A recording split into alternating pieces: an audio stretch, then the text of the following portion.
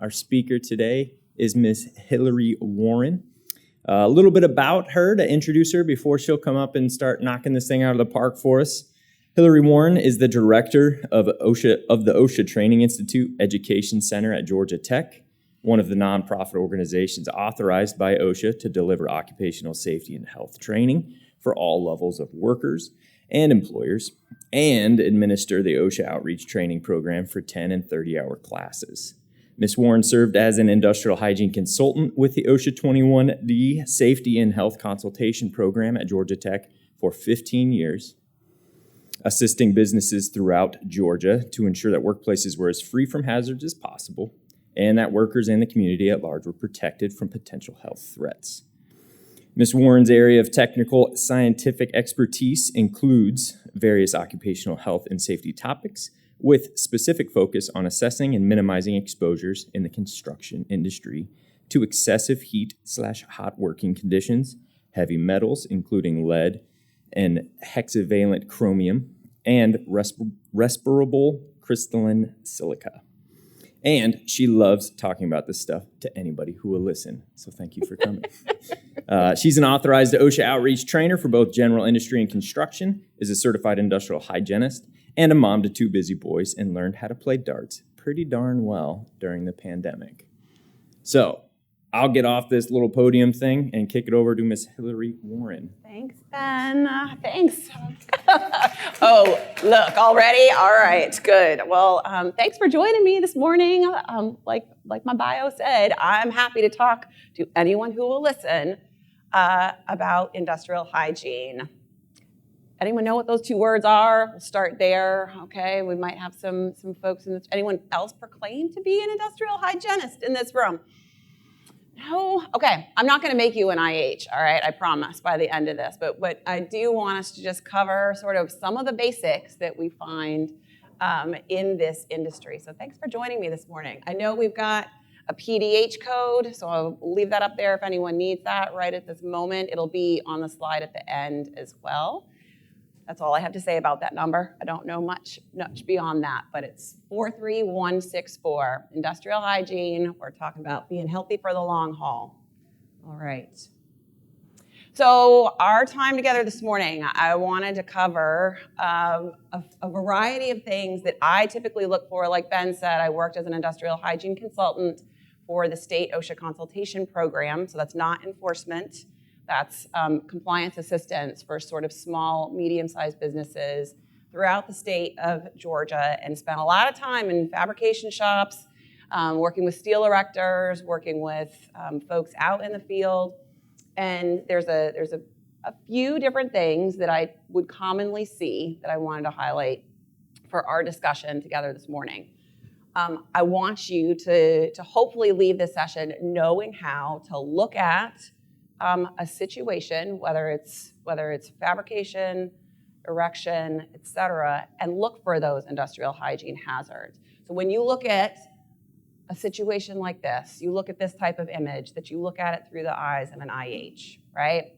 From the very beginning, right? What do you all see when you look at an image like this? What comes to mind for you right away? Anybody?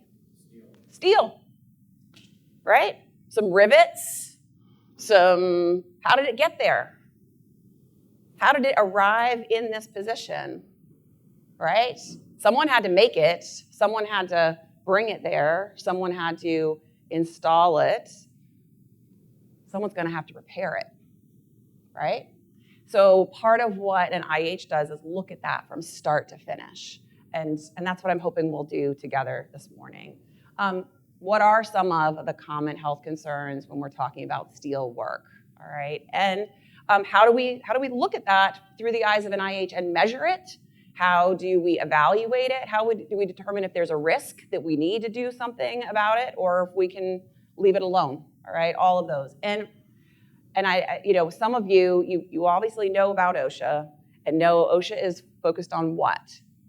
Compliance, right? We have our rules and our regulations that we're trying to be in compliance with. There's a whole bunch of stuff that's out there that's more best practice suited, right? And we know that both through when we're doing fabrication, installation, our industry tells us things, right? They stay on top of things in a different way than the government can, right? There's different constraints. So I want to give us just a little bit of what are some of the best practices we can do when we're talking about safety and health for this industry, all right? So I wanted to pull down what is the definition, right, of industrial hygiene. I have a definition. The World Steel Association defines occupational health management as focusing on those long-term health hazards. And what do they name those to be? Cancers, musculoskeletal stuff, right? Soft tissue injury, respiratory diseases, hearing loss, circulatory diseases, stress. Sound familiar? Anyone else have those same concerns, right? What do we do about them, right? What is our strategy? Industrial hygiene, if you ask an industrial hygienist, right, they're going to talk about it's anticipating, recognizing, evaluating, and controlling health hazards in all kinds of industry, and being prepared to evaluate the potential risk for some of these things, educate folks on them, but mostly focus on control strategies, right? And realistic control strategies, what's really going to work out there in the field, and what works for one group, one small trade, or one small contractor, or one small shop is going to be different than it might be for someone else based on the level of resources, right? So it's thinking about what have we got in our back pockets to help us. All right, so the first one that I want to talk to you all about today is welding. Anyone got welding going on? Pretty much. See a lot of hands and head nods. So yeah, so let's talk about welding, okay?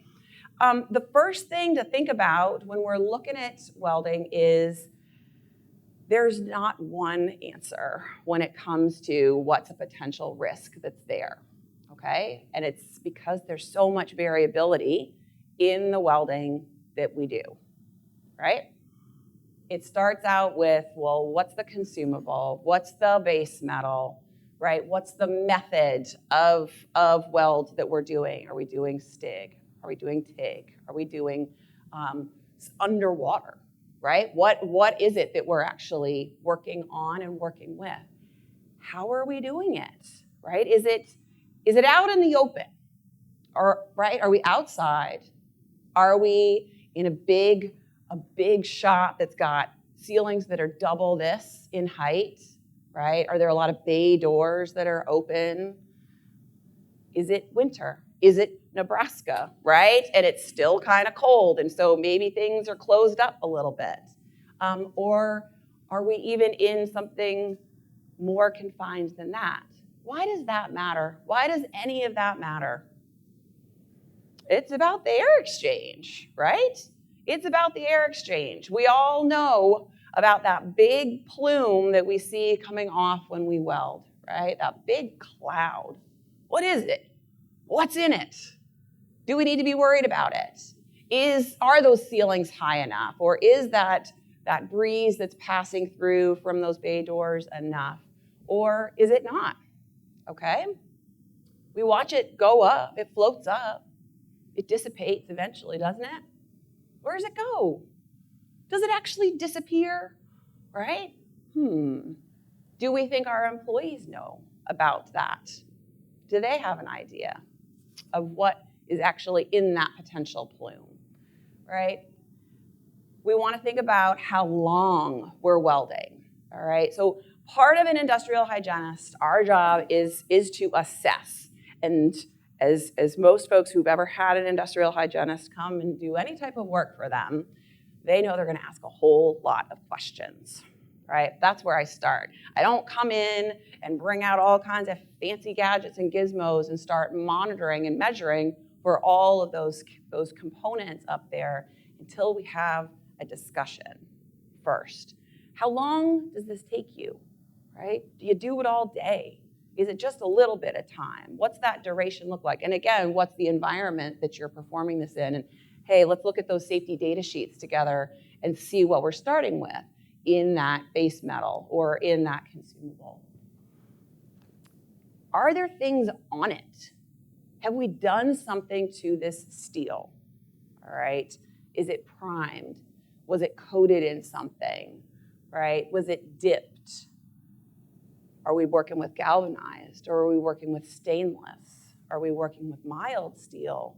Right? What's on it? Are we doing repair work on a bridge span potentially, and it's got all kinds of corrosion-resistant stuff on it that eventually corrodes and is flaking off and is all over the place, right? How do we do that repair work? And can we just start in on it with our weld, or what will happen to that material if we heated it up real quick? This is another one that sort of in recent years, this last one I wanted to mention because it's something I see a lot in welding shops, is anti-spatter spray. Anybody got any of that stuff kicking around? Okay. So I'll go in, like I said, I ask a lot of questions. So I come up to the guy that's working and I see this spray can next to him and we talk a little bit about it. I said, tell me about this stuff. What's it do? You know, how do you use it? He's like, oh, it works great. Works great, right? Makes cleanup a breeze, but man, takes my breath away. All right, let's look at that can together, right? Any guesses? What's a real common ingredient in anti-spatter spray? Anyone ever really put their readers on and looked at that can up close? Okay, so there's a couple different kinds of anti-spatter spray. One's water-based, and one's got a chemical in it called methylene chloride. Anybody heard of methylene chloride? Ooh, that's what's taking their breath away, okay? And it's one of those chemicals that just a little bit will do you, okay? It's one of those ones we don't want to have a whole lot of exposure to. And when you heat it up, right, you spray it on that weld site, and then it's heated, or the steel is still hot while you're working on it, it's going to change those chemical properties too. How do we know all this? We ask the questions, okay? Again, that's where we start. So, you know, when us in safety are thinking about putting together our job plan, what the specs are going to be, how we bid something, what that project is going to look like, what are the resources we need, we have to do a pause and ask some questions, okay? It'll help us down the road, I'm assuming. For most of us, it does. So what do we know about welding? What do we know about that big plume? What do we know about what's in that smoke cloud that everyone says and sees? It's not just one thing, right? It's a whole mixture of stuff. All kinds of metal oxides. Again, really dependent on what is it we're welding on and what are we welding with, okay? And how much is released of each of these things into that air, into that hot air, right? It's hot air, which is why we watch that plume go up, up and up and up and up. And then where does it go?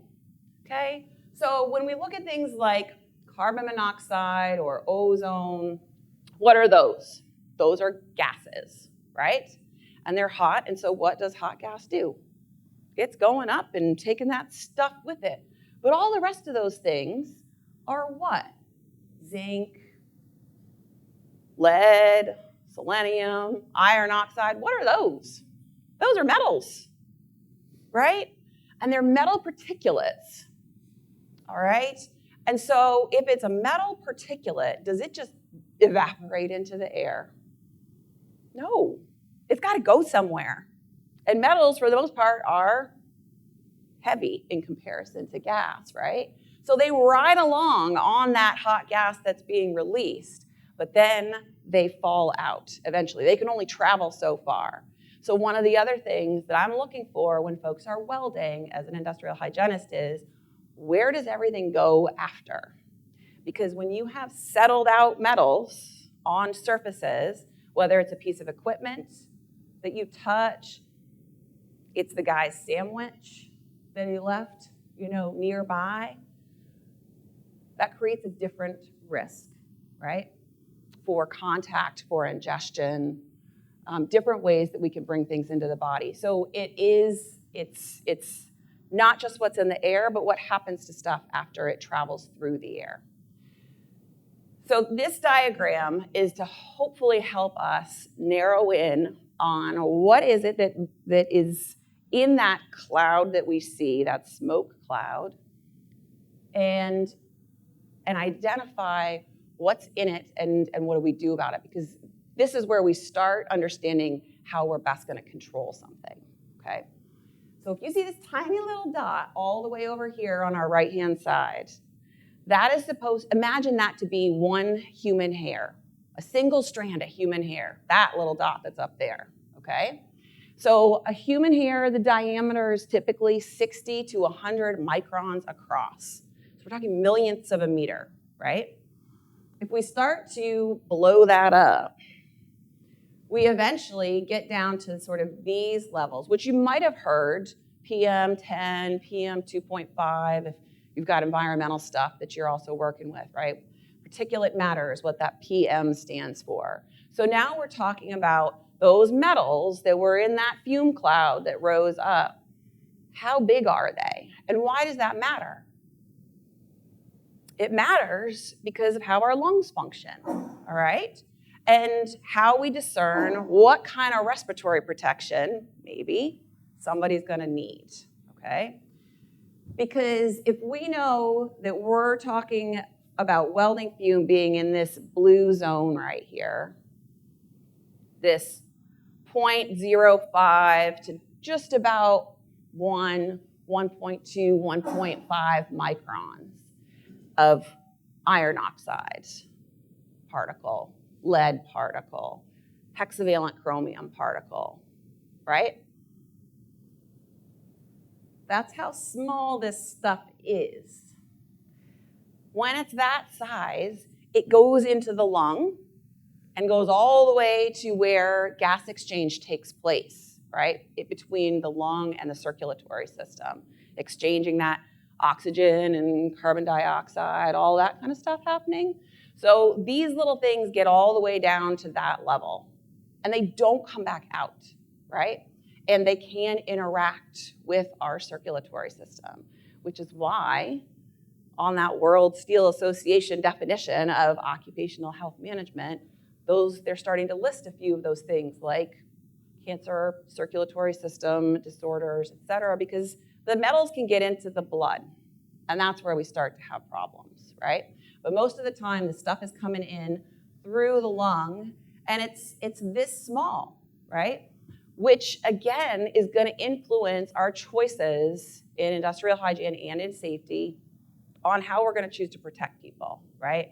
Or if we're going to use something like a fume extractor to pull welding fume away, well, if I'm trying to protect you while you're at your station doing your work, I sure want to pass that air through a filter that's going to do an adequate job of capturing it so it doesn't create an exposure for you over here across the hallway, right? If I'm going to put a respirator on somebody, I want to make sure it's not like just putting a piece of Swiss cheese over their face, right? With all the big holes. It's got to be the right material to do the job. And we have to know what that job is that it's trying to perform. All right, so I'm going to just give you a little bit of technical IHE stuff, okay? Just a little, just a dash, okay?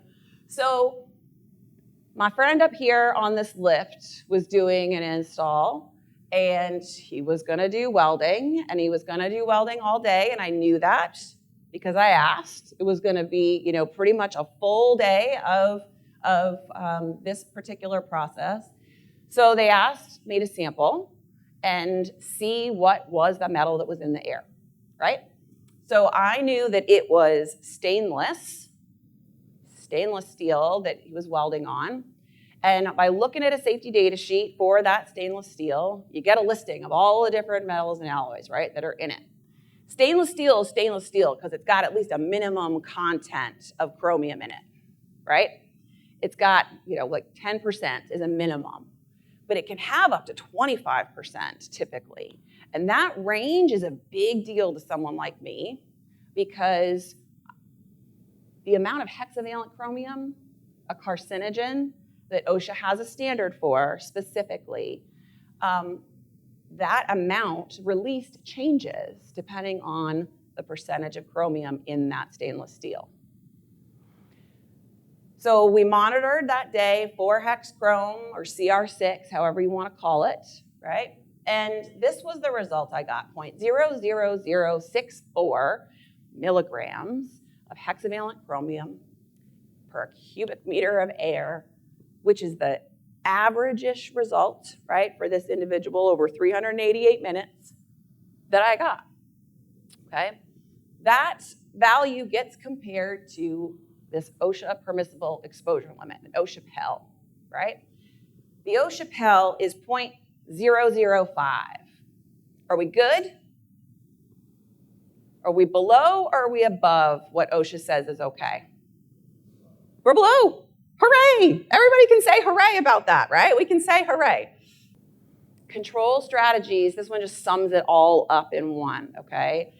This is a great resource tool that comes out of the University of Washington, all right? They, years ago, started really digging into hexavalent chromium, putting together toolkits for folks that have a lot of exposures here. And they came up with this sort of matrix. I love matrix. I love matrices. They make it easy, right? Someone tell me what to do. Just make it easy, break it down, right? So this, whether we're talking about hex chrome or we're talking about manganese or we're talking about iron oxide, right? Or we're talking about welding on something that's galvanized, right? Our strategies are always going to be dilution ventilation, local exhaust extraction, local fume extraction, and respirators. That's what we got. Because how many of you really think you can change your weld chemistry? Change the method in which you're doing work. That's a lot more complicated, right?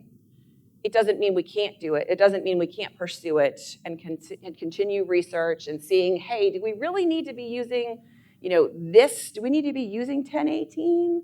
Or can we use something else, right? Do we have to use a welding process that really is this hot? Or can we do something that's a little bit cooler? All of those little tweaks will adjust how much welding, fume, and therefore the metals are present. But until we get there, these are our strategies, all right? And so what they did was look at all the results that they had for welding different types, what different processes, and then were they open? Was it enclosed? Was it a confined space? All of that. And then give us some categories of how we could best approach control. What stands out here mostly? What color? The red. There's a lot of red, and red means that you got to do local exhaust ventilation and respiratory protection, right? Which most folks, for years, we've sort of operated under this. If we're in a big space, isn't that just enough? Isn't dilution ventilation enough? And the reality is, how many of you have ever seen a welder really sort of be like out here welding? What do they normally look like?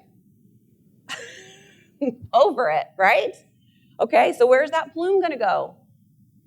Directly up into their space, into their breathing zone, right? So that matters. That's why dilution ventilation is not usually the greatest success. It's something else. We gotta pull that contaminated air from them, right from that area. All right. So I spent the most time talking about welding because that's kind of the biggest. But a couple of the other health hazards that I wanted to talk about with you is noise. Anybody got problems with noise during their job tasks? Do you know? Or you're like, I can't hear it anymore anyway, so it doesn't matter, right?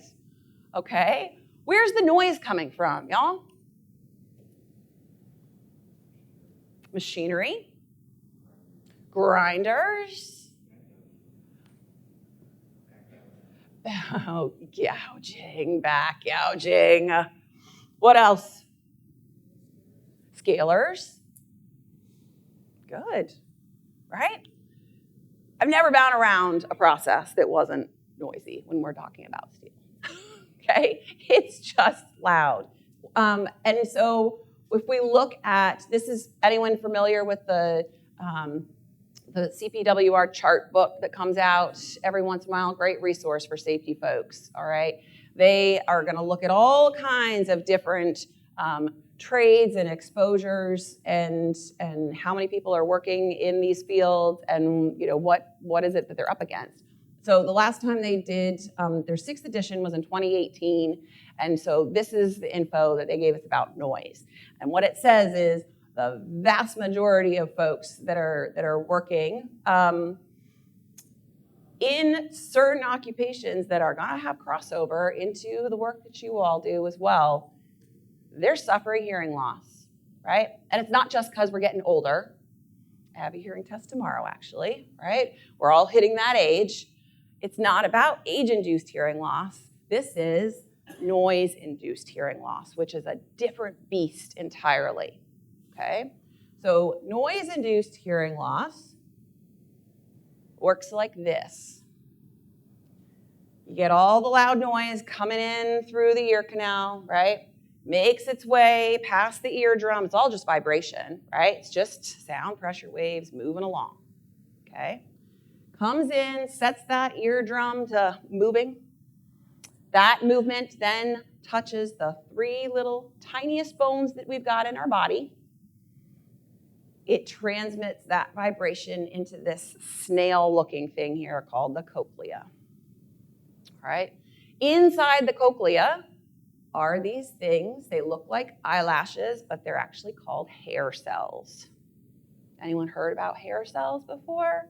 So hair cells receive that vibration that's passed through all this, and they wave around and they lay down, right? It's like a wave. The wave of sound comes over them and they lay down, and that turns into a nerve impulse that goes to the brain and in an instant tells us whether you're hearing me talking or you're hearing somebody in the hall, right? Our brain can make sense of the noise that's coming in, just like that.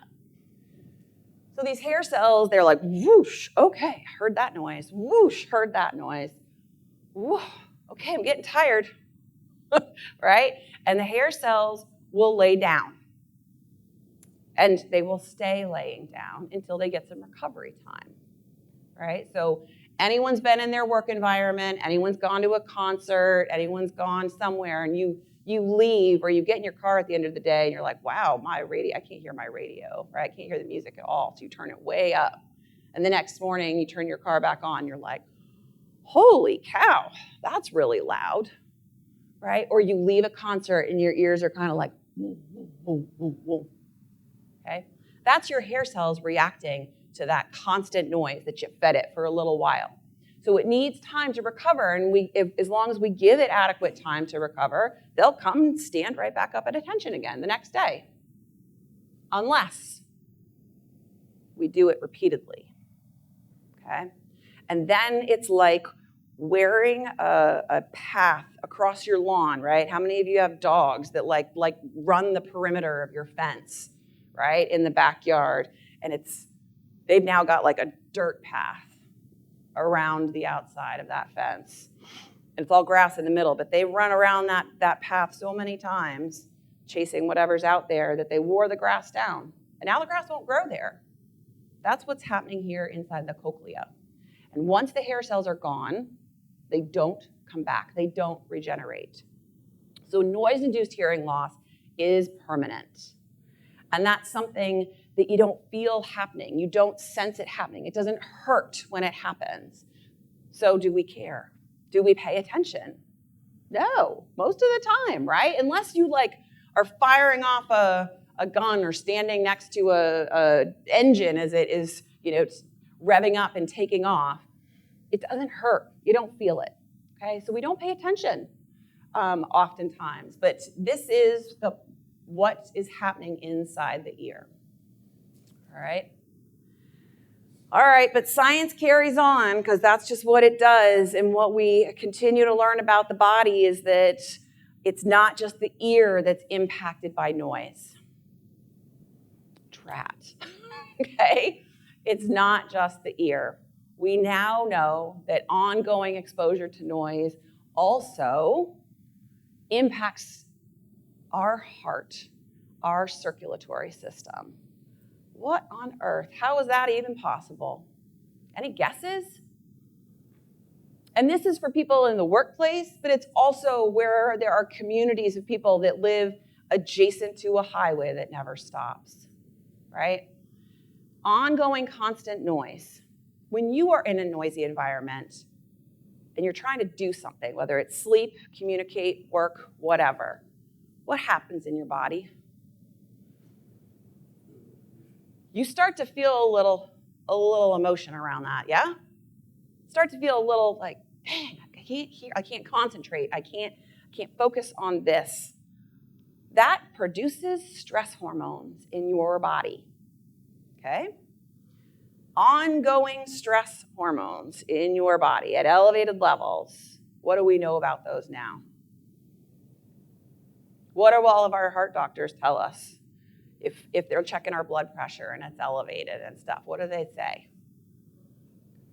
You should do some yoga, right? It's time to do some deep breathing, time to bring those stress levels down because it contributes to that inflammation, chronic inflammation in the circulatory system. Things that we didn't know before, right? We just thought it was our ears. And now we know, dang, it's actually connected to a whole bunch of other stuff. Like how does our body react in general? So it's ongoing stress that then leads to potential heart disease and increase in blood pressure. Sleep disruptions, right? Behavior. And if you've got anybody that you know who suffers from tinnitus or tinnitus, that constant ringing in the ear, that's a real challenge for folks. And changes just quality of life, period, for folks. So we know that about noise now, too. One of the other things we know a lot more about now is solvents. Okay, solvents for whether we're cleaning things up, using it as part of a dip process.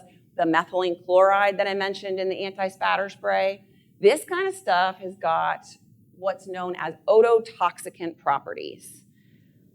Oto meaning ear, toxicant meaning poison, right? Poison to the ear. So it also influences what's happening in the ear and how we hear. So these are things we have to think about as well. So what does OSHA say about noise, right? And what is OSHA doing about noise?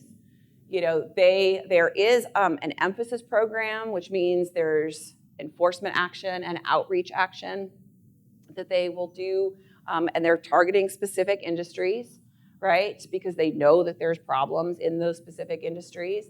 And we know that there are millions of people, millions of Americans who are overexposed to hazardous noise every year in this country. And so we also know that people are suffering hearing loss. So what do we do about it? What are our strategies for prevention? So first off, OSHA says what? You got to have a hearing conservation program, right? Hearing conservation program if you are at a specific level, right? So we will think about how do we know if we're at a specific level. We'll do some monitoring. Just like I'll come and do air monitoring, we can do noise monitoring too to see how loud it is. The thing that I want to make sure that we also pay attention to is that while that OSHA standard, most of us, if you skim it, you look at it, or you talk to someone about hearing conservation programs, we all know, all right, well, at 85 decibels, that's the magic number for OSHA, right? That's what's considered to be the action level, and we got to do something as an employer to protect people's hearing. What is less known is that, but it's still in the standard, right, is that if you work more than 8 hours a day, that's what that 85 is written for, you need to decrease that action level. So it's not 85 anymore, okay? If you are working a 12-hour shift, that action level is now actually 82. And that might be like, oh, it's only 3 decibels, but remember, noise is logarithmic, okay? So you're talking massive increase in sound power that's coming into someone if you're at 82 versus 85, okay?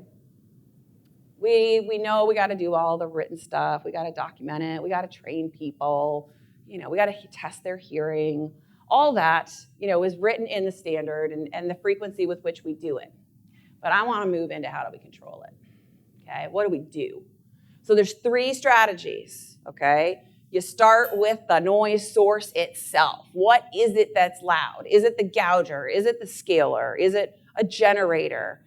Is it an air compressor, right? Is what's causing the noise, right? The noise source itself. And one of the things I always encourage people to do is double check what your maintenance looks like on that piece of equipment, okay? When things are dull, when things are real old and they've been repaired a few times, okay? When we're not replacing things as they should be, not only does that change quality, okay, and potentially how long it takes to perform a job, but it also can impact how loud that task is, amazingly, okay? So just thinking about this air compressor, that we did some monitoring on, it went from 94, which is over that OSHA PEL, right?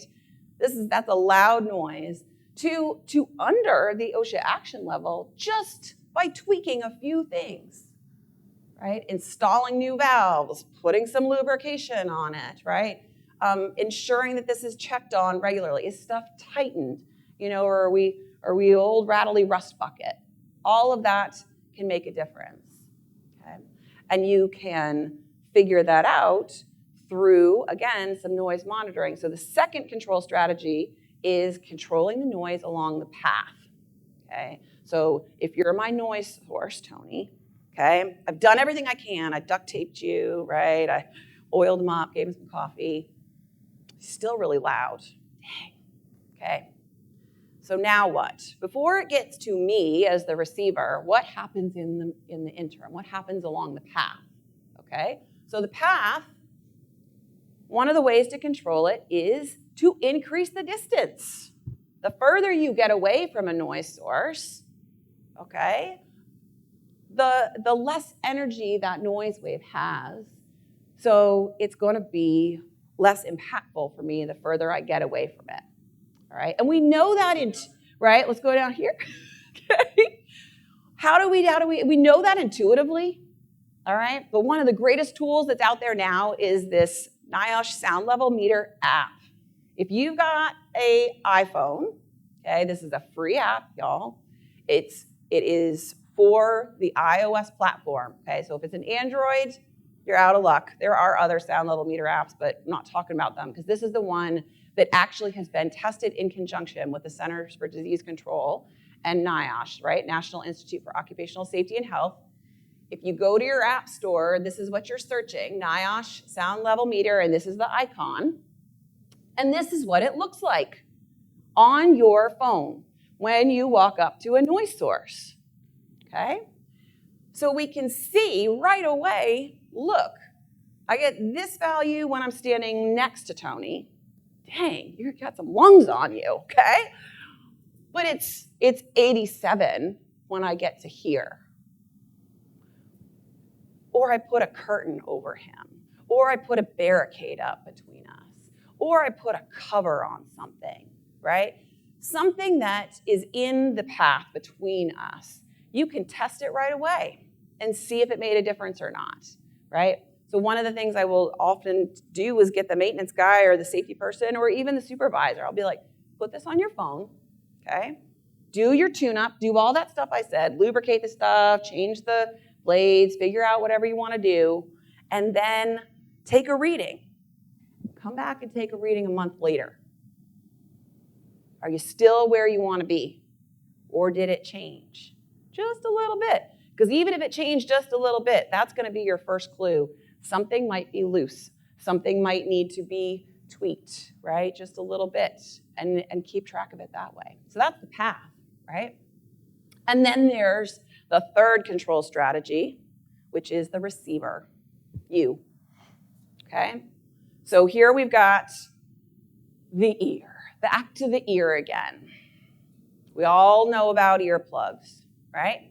We all know about hearing protection. And we know there's probably a right way and a wrong way to put it in, right? What's the wrong way to put it in an earplug? I saw it, right? Just jam it in there, right? It's good enough. Versus, what's the right way to put in an earplug? You, right? Roll it down, and then I see my friend in the back. He knows you got to do that. Reach your arm over. David just did it too, right? And pull your ear straight out away from your head. Why are we doing that? To get a better fit. And the reason we have to pull our ear away from our head is because this little picture, just like this, that's a lie. All right? Our ear canal is not just this straight shot it. Anybody ever gotten either earplugs or the hearing aids made where they inject the stuff into your ears and then they pull it out and it's fitted for your ear specifically? If you look at those, oh, they're not straight. They got this like little weird bend to them.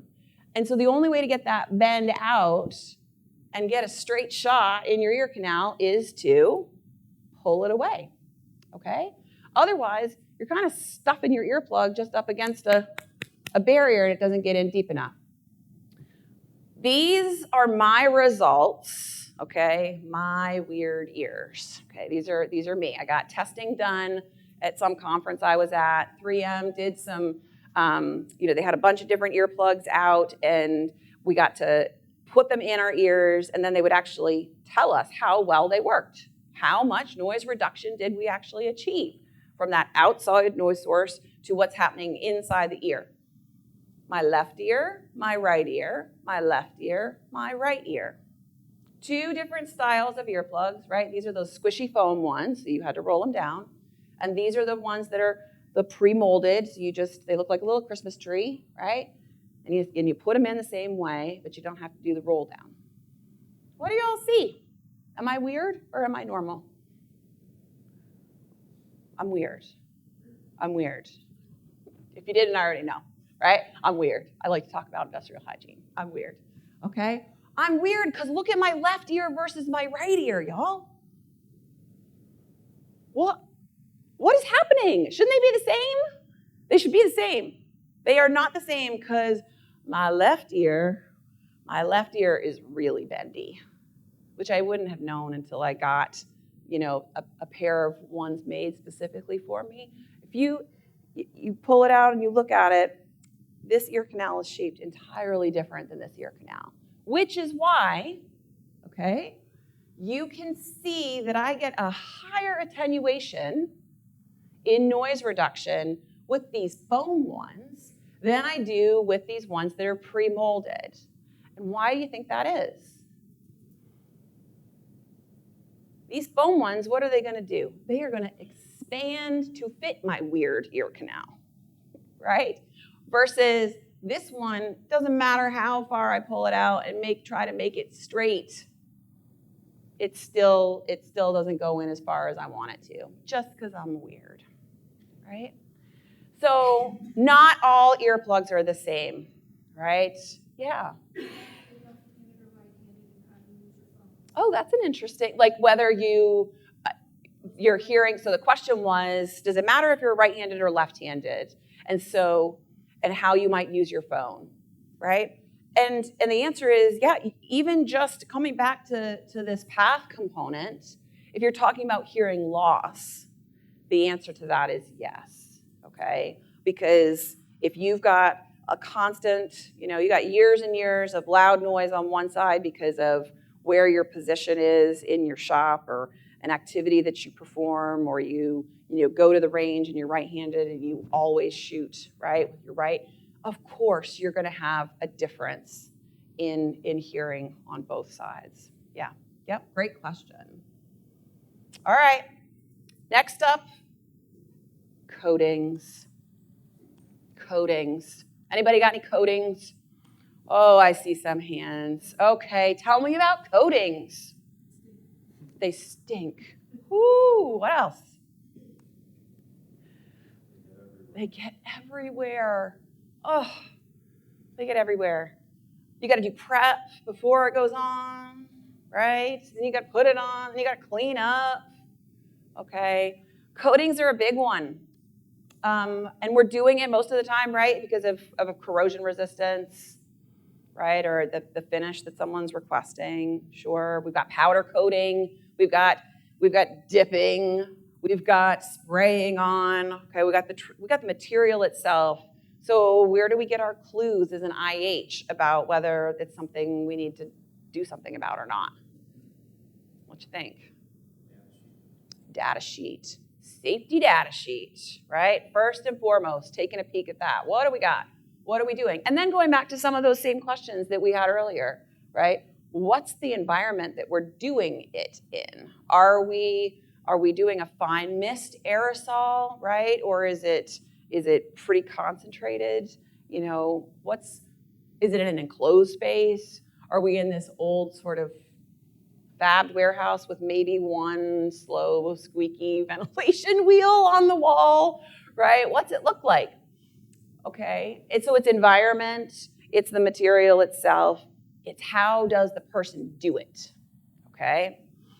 When you've got a big old I-beam like that, you've got a big piece of structural steel and you're doing something on it, how do you think this guy performs this job?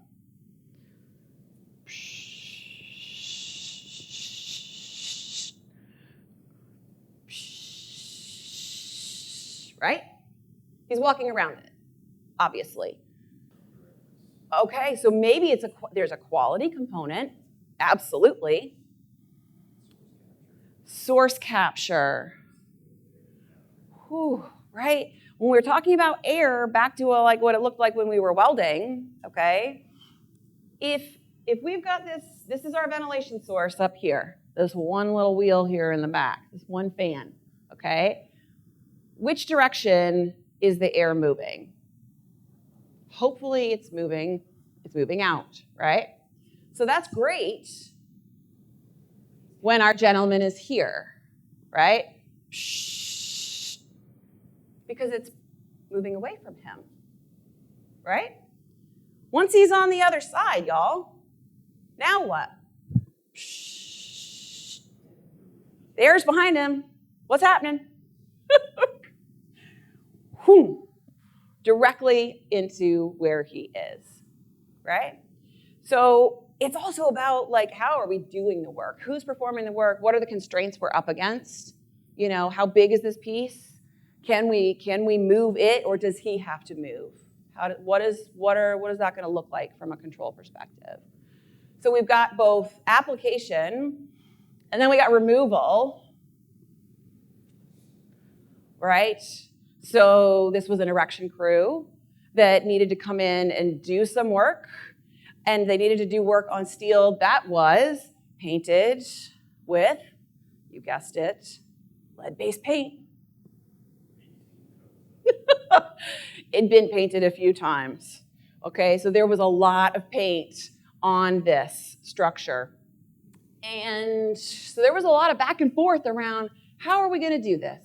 How are we going to protect the crew that's coming in just to do some of these support sort of, you know, structural welds, applying in some new plates?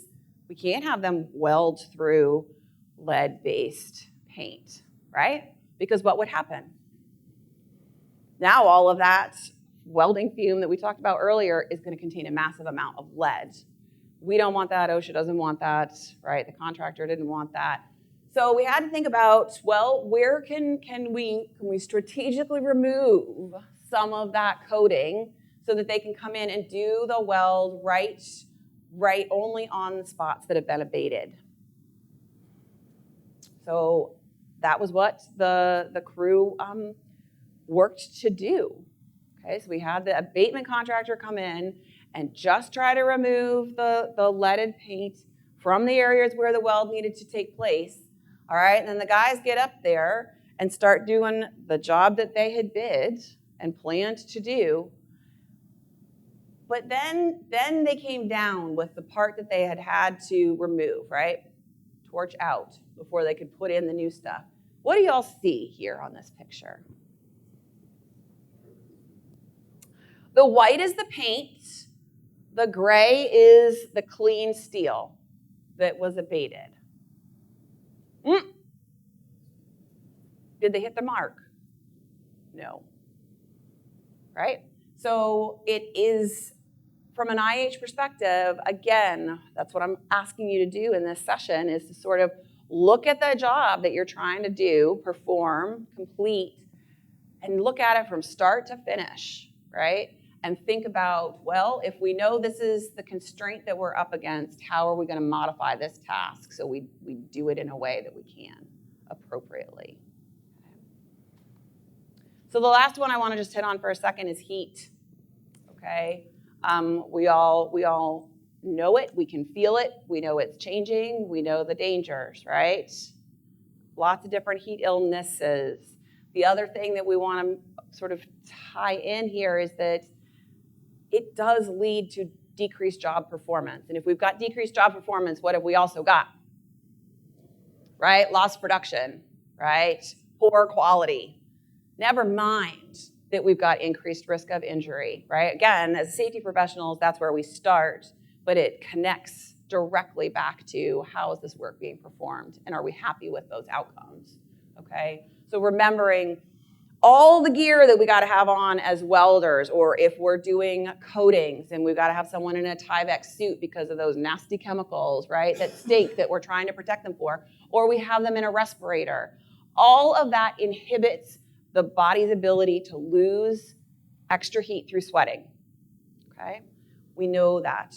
And we know that the body tries to respond by pumping more blood faster through the system so that it brings more blood up to the surface of the skin, right, as fast as it can so that hopefully it will evaporate and cool you down. But if you've got these barriers in place because of PPE or it's high humidity or what have you, that gets interrupted. And so the other thing that we want to think about is, in addition to PPE and the work rate for somebody, the thing that makes controlling heat stuff so challenging is because we are all individually different, which means we're all individually susceptible in different ways. You know, our age, our weight, whether we were off work for 2 weeks because we were on vacation or because we had COVID, right? And now someone's returning to their workspace and being expected to work at the same level and rate of production as they were before. Our bodies lose that acclimatization, right? They lose the ability to process heat in the same way in a really short period of time. So these are things that we also want to think about when we're evaluating a work task that's got to take place. Most of the time, we're not asking employees, hey, are you taking, an anti-seizure med? Are you on an antipsychotic? We're not asking those questions, and we shouldn't be, right? But one of the things we can do is make sure that they know there are certain over-the-counter and prescription meds that change your body's ability to process and handle extra heat efficiently. So when it's pollen season, y'all, and we're all stuffing down as much Benadryl as we possibly can, that's where we want to make sure that we're also paying attention to how hydrated people are and are they taking adequate breaks and things. OSHA doesn't have a heat standard, right? They're working towards it, but there is a national emphasis program, which you can pull down the NEP from online, from OSHA's site. And in Appendix A is the listing of all of the different who's who, right? Who's on the targeted list for enforcement activity when it comes to heat. And if we look at some of the ones that are here in that 3 category, it's us, right? Working in steel. Both in construction and in our sort of manufacturing sites, fabrication shops. It's both inside and outside. So we all know water, rest, and shade. We think about how we can adjust our schedules to not be doing things at the highest heat time of day. Are we providing adequate supervision and oversight? Can you get someone to come in and measure it? There's apps that do it for you, right? Are we training people? And what's our plan actually look like if we've got someone fall out from heat illness or they start acting erratically? Is it to call 911? Because that's not going to be enough, right? Do we know how to cool them quickly while we wait for paramedics to arrive? And there's all kinds of guidance on how to do that and tools and materials that you can have on site, on hand, but that people feel empowered to know how to implement it. So the last thing I'm leaving you with is let's bid it correctly the first time together, right? Let's plan appropriately the first time. It saves us a lot in quality, in rework, in retention of employees down the road, right? When we've got folks who have a choice between a shop that is paying attention to all of these things and a shop that is not, that choice becomes a little bit easier, I think, for today's workforce. So all of these are things we can think about together ahead of time, right? How do we look at it through the eyes of someone like me as an IH? You know how to look at it through the eyes of a safety professional. This is a different strategy, right? What are some of the questions that you can ask ahead of time? What are some of the things that would be on your list? And where can you go for help?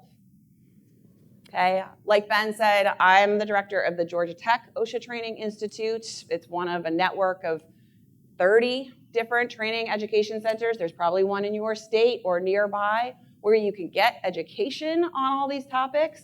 But the other thing I want to make sure you know, especially if we've got small to medium-sized businesses, or you know small to medium-sized businesses, typically less than 500 employees nationwide, you qualify for the OSHA State Consultation Program in your location, which means you can get free service. Free service. I'm so glad, Lucy, you guys use it. Yay, okay. Through Keene State. Don't have to get nervous about it, okay? But I know why they do, because it's like Department of Labor, OSHA, is it enforcement? It's confidential, and it's free. And they're two different departments that aren't allowed to talk to each other, okay? And they will come and do assessments, including all this air monitoring and noise monitoring stuff that can get kind of pricey, all right, for free. So state consultation programs, I can't say enough about them. I know Ben's used them, you've used them. I'll stick around after the fact if anyone wants to talk about how to contact the program in your state. But they're a great resource for helping you get started with IH work and safety evaluations if you need it. Okay. That's my contact info. Happy to entertain any questions from you now, after this session, or after you leave the conference. Something I said sparked a question for you. Reach out. Happy to connect with you. Thanks so much for your attention and participation today.